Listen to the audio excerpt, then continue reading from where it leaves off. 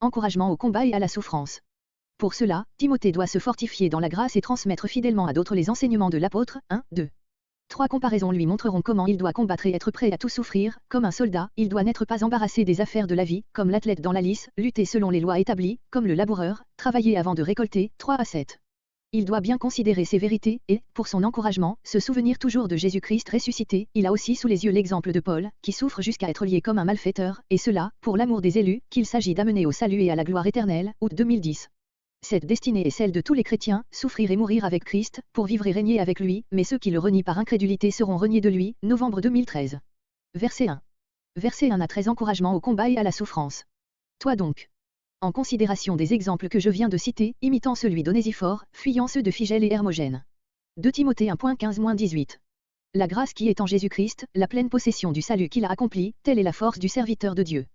Plus il se pénètre de cette grâce, moins il se confie en lui-même, plus aussi il est préparé au combat. 2 Timothée 2.3. Verset 2. Par ces témoins, les uns entendent ceux qui avaient assisté avec Timothée aux instructions de l'apôtre, à sa prédication, d'autres, avec plus de raison, comprennent par là les anciens en présence de qui ce disciple avait fait sa profession de christianisme. 1 Timothée 6.12, et qui lui avait imposé les mains. 1 Timothée 4.14, 2 Timothée 1.6. C'est ce qui l'autorisait à commettre ces choses à d'autres. Grec, d'en instruire aussi d'autres.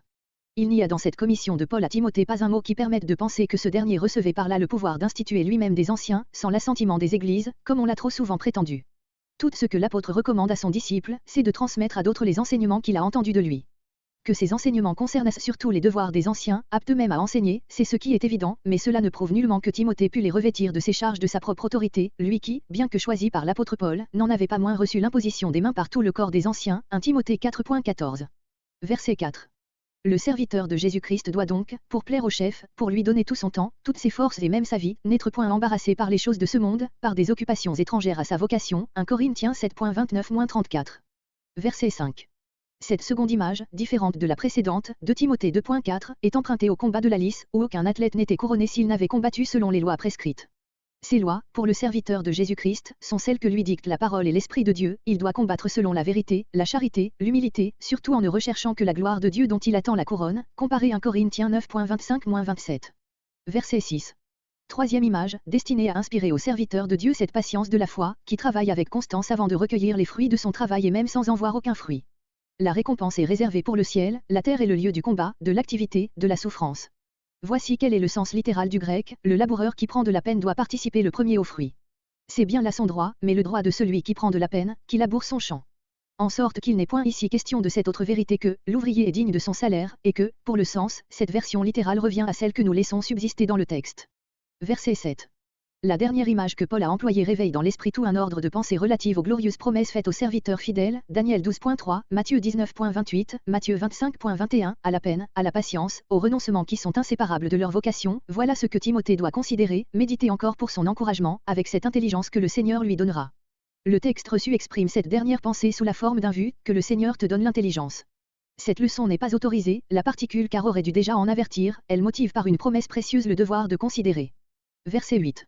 Le plus salutaire encouragement qu'un serviteur de Dieu puisse trouver dans ses épreuves, c'est la contemplation de son Sauveur, né comme nous sur la terre, de la race appauvrie de David, Romains 1.3, souffrant et toujours renonçant à lui-même, mais dont les combats ont été couronnés par sa glorieuse résurrection et par toutes les félicités du ciel.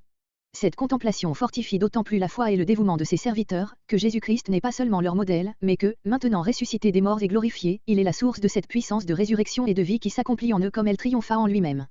C'est de ce Sauveur ressuscité qu'ils doivent se souvenir sans cesse. Romains 6.3 et suivant, Galates 2.20.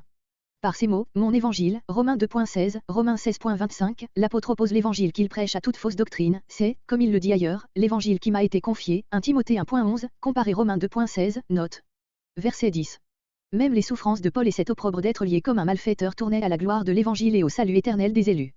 Toutes les souffrances d'un tel martyr, en faisant triompher la vérité, facilitent la victoire à ceux qui le suivent dans la carrière et son exemple rempli de consolation et de courage ceux qui en sont témoins. 2 Corinthiens 1.5-7, note, Philippiens 1.12-14, Colossiens 1.24. Qui pourrait lier la parole de Dieu? Quelle sainte ironie il y a dans ce mot! Et comme il dénonce la folie des ennemis de Dieu et de sa vérité. Verset 12. Cette parole est certaine, comparée 1 Timothée 1.15, 1 Timothée 2.1, il faut suivre Jésus-Christ en toutes choses et jusque dans ses souffrances et dans sa mort, pour parvenir là où il est, dans la vie du ciel et dans son règne glorieux, auquel il veut associer ses rachetés. Aucun autre chemin n'y conduit que celui qu'il a suivi lui-même.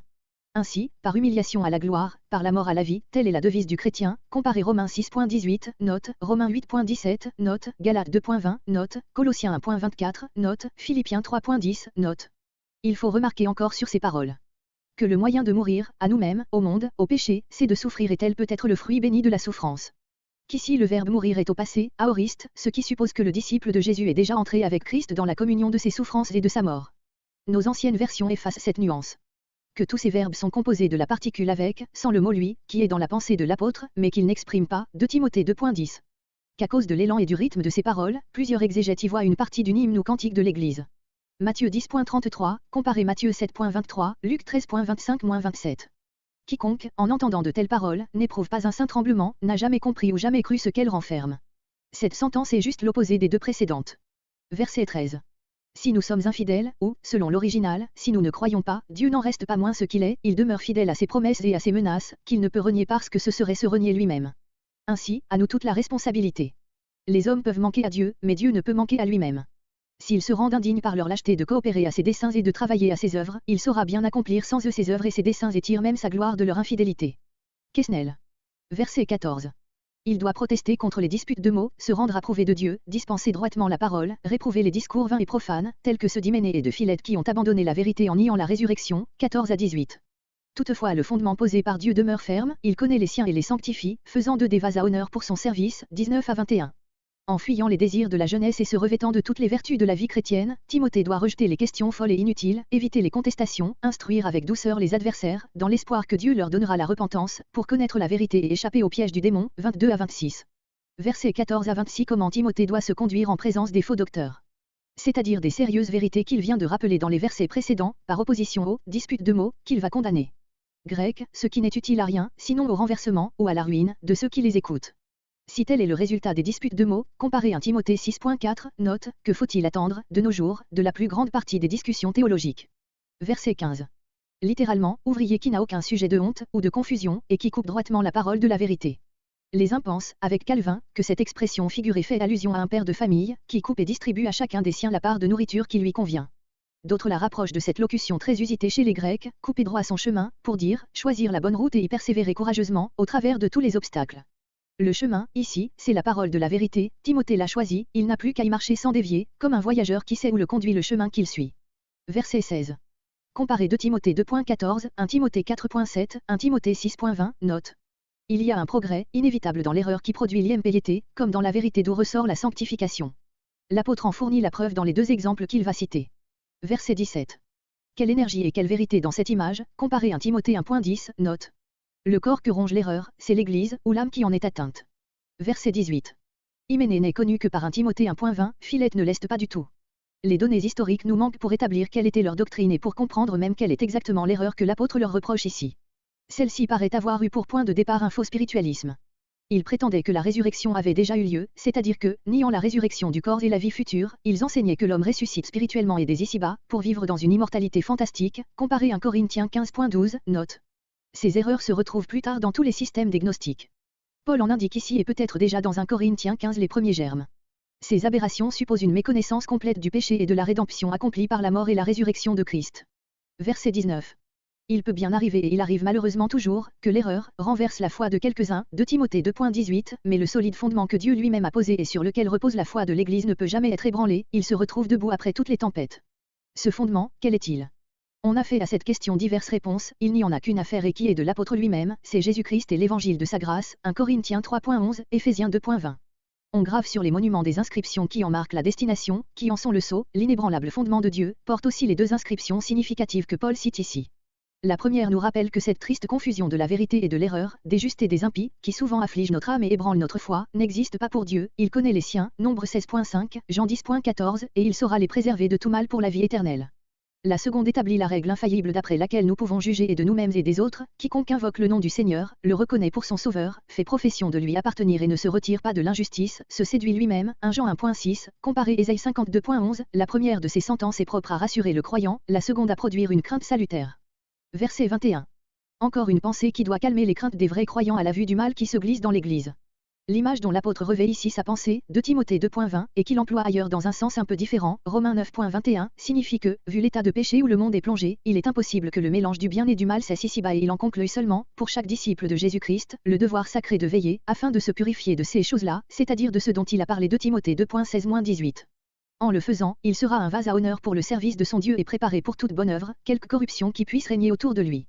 Ce qui ne veut point dire que l'Église doive assister, avec une passive indifférence, à l'invasion de l'erreur et du péché dans son propre sein et y souffrir des hommes tels qu'Hyménée et Philette. Paul lui-même déclare qu'il les a exclus de la communion des chrétiens, 1 Timothée 1.20. Verset 22. Toutes ces vertus, qui font le vrai serviteur de Dieu, que Paul a recommandé déjà à son disciple, 1 Timothée 6.11, et qu'il oppose au désir de la jeunesse, grec, désir juvénile, montre assez que, par ces derniers, il n'entend pas exclusivement, ni même principalement, parle des passions sensuelles, ce qui aurait lieu d'étonner dans une exhortation adressée à Timothée, qui n'était plus dans la première jeunesse et dont le caractère chrétien était éprouvé. Paul a en vue d'autres dispositions qui sont la tentation habituelle d'hommes jeunes encore et occupant dans l'Église un rang élevé, ainsi l'orgueil caché, l'ambition, l'amour de la domination, la recherche fiévreuse de toutes sortes de changements. L'âge apostolique inclinait alors vers sa fin, d'autres temps commençaient pour l'Église, des novateurs y paraissaient avec l'assurance qui les distingue toujours, prétendant apporter des vues plus spirituelles, plus profondes sur le christianisme, il était bien difficile, pour les successeurs immédiats des apôtres, de se préserver pur et ferme sous la pression de ces tendances erronées et cette exhortation d'un homme de Dieu qui s'en va au martyr n'a rien que de très fondé sur l'expérience. Invoquer le nom du Seigneur, Jésus-Christ, est le signe auquel se reconnaissent les chrétiens, comparé 2 Timothée 2.19, où le texte reçu lit, le nom de Christ, et 1 Corinthiens 1.2. C'est dans ses relations avec eux que Timothée doit rechercher, grec, poursuivre, la justice, la charité et la paix. Verset 23. 2 Timothée 2.16, 1 Timothée 1.4, 1 Timothée 6.4-20, la liaison de ce verset avec celui qui précède, par une simple particule adversative, mais, prouve aussi qu'il faut interpréter le verset précédent dans le sens indiqué, comparé encore à cet égard 2 Timothée 2.24-26. Verset 24. 1 Timothée 3.2. Édifiant l'Église, plutôt par l'enseignement positif de la vérité que par les controverses et montrant à tous cette tendre sollicitude dont Paul avait fait preuve dans son ministère, 1 Thessaloniciens 2.7. Verset 25.